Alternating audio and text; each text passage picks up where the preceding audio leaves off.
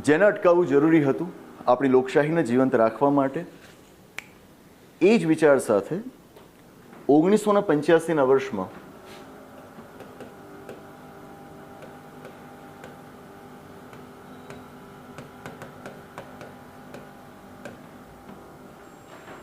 આપણા બંધારણમાં થાય છે એક સુધારો, જે હતો 52મો સુધારો. સુધારાને ઇંગ્લિશમાં કહેવાય એમેન્ડમેન્ટ. અંગ્રેજી શબ્દોથી ટેવાજો. હું બોલીશ સ્પષ્ટ ગુજરાતીમાં, પણ હું સભાનતા સાથે અહીં આગળ લખીશ અંગ્રેજીમાં. ગુજરાતના આપણા વિદ્યાર્થીઓનું અંગ્રેજી ખૂબ કાચું હોય છે, ન ચલાવી લેવાય. ઇંગ્લિશ મીડિયમમાં તમારે એક્ઝામ નથી આપવાની, વાત સ્વીકારું છું. મેઇન્સમાં ઇંગ્લિશનું પેપર તો આપવાનું છે, એની ક્યારેય કોઈ અલગ તૈયારી કરી શક્યું નથી. પછી વિદ્યાર્થીઓ આવે કે સર નિબંધ આખો લખી આપો ને, નિબંધ ગોખીને પરીક્ષામાં જઈશું. મેં કીધું ગેરંટી શું કે આ જ ટોપિક ઉપર નિબંધ પૂછાશે? બધા શબ્દોને અત્યારથી આપણે તૈયાર કરવા માંડીએ, શબ્દ ભંડોળ અત્યારથી વિકસાવવા માંડીએ. અમેન્ડમેન્ટ એટલે સુધારો. રાજીવ ગાંધીજીની સરકાર હતી અને એ વખતે આપણા બંધારણમાં સંસદે કર્યો 52મો સુધારો, અને આ જ 52મા સુધારા દ્વારા આપણા બંધારણમાં પક્ષ પલટા સંદર્ભી એના વિરોધી જોગવાઈઓ દાખલ કરવામાં આવી. એવરીવન, એટલે કે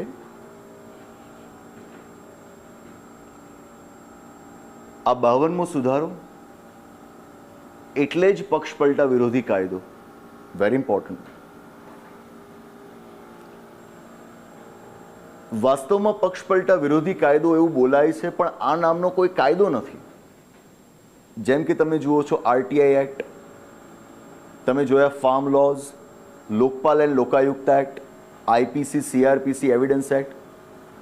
આવો એક કાયદો નથી જેને તમે પક્ષ પલટા વિરોધી કાયદો કહો. બંધારણમાં ચોક્કસ સુધારા દ્વારા પક્ષ પલટા વિરોધી જોગવાઈઓ દાખલ કરવામાં આવી. એ સુધારાને જ પક્ષ પલટા વિરોધી કાયદા તરીકે ઓળખવામાં આવે છે. Are you getting my point? તો 52મો સુધારો એટલે જ પક્ષ પલટા વિરોધી કાયદો.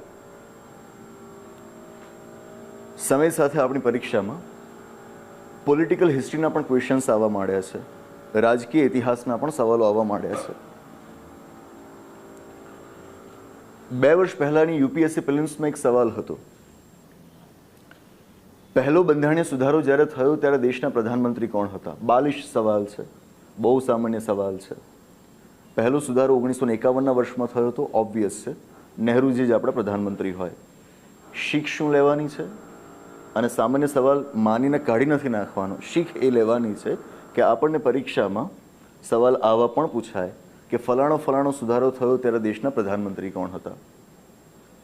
સમજો, ક્વેશ્ચન્સનું જે લેવલ છે એને સમજવા માટે તમે માત્ર જીપીએસસીના જ પેપર્સ જુઓ એ પૂરતું નથી. અને એમાંય હું તમને કદાચ યુટ્યુબના વિડીયોઝમાં પણ ક્યાંક મૂક્યું હશે કે આપણી વેબસાઇટ ઉપર પણ મૂક્યું હશે. યુટ્યુબ પર મેં મૂકેલું છે એક વિડીયો.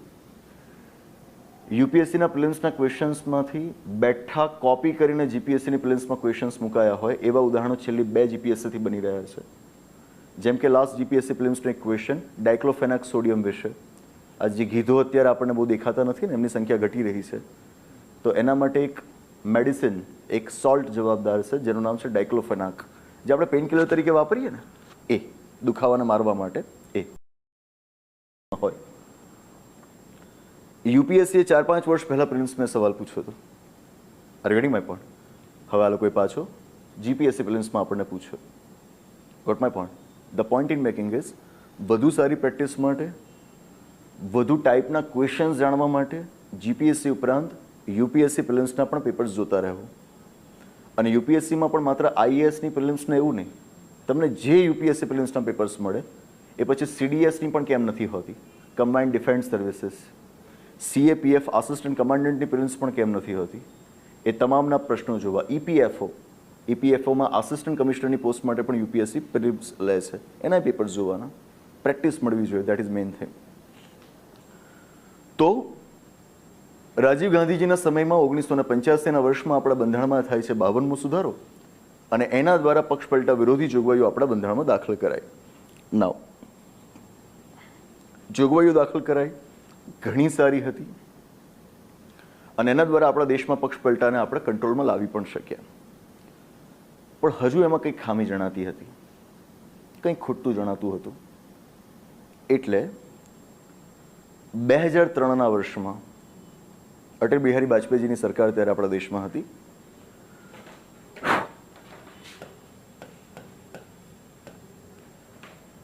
સંસદે આપણા બંધારણમાં કર્યો વધુ એક સુધારો,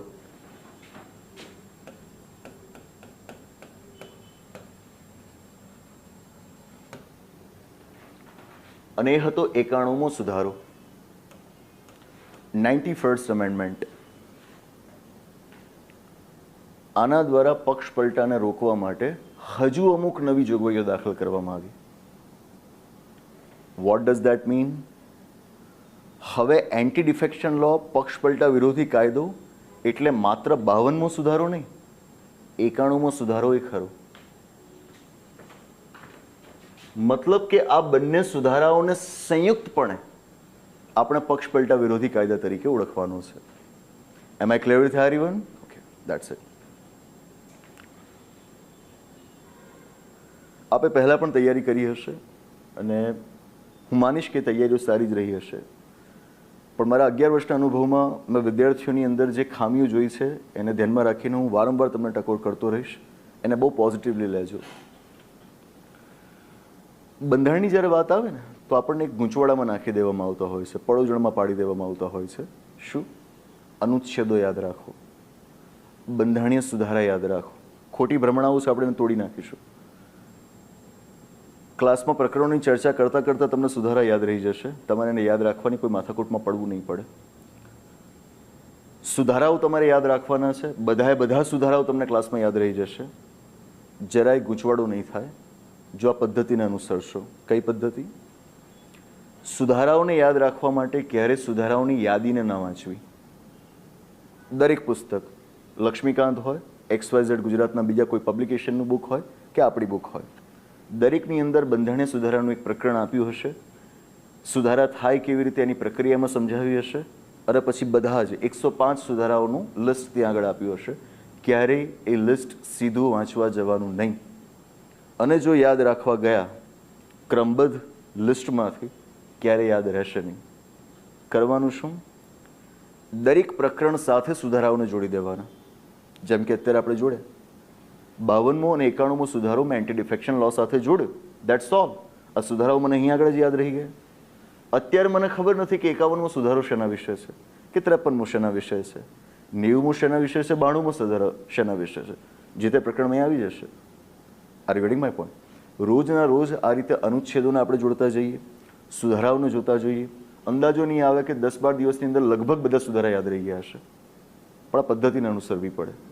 છોકરાઓની ભૂલ એ જ થાય, એ સીધા વાંચવા જાય. પહેલો બંધારણીય સુધારો અનુચ્છેદ 31A 31B દાખલ થયા બંધારણની અંદર, પણ એ કેમ દાખલ થયા એનું બેકગ્રાઉન્ડ જ એને ખબર નથી. એને ગોખવાનું થાય. Is that clear?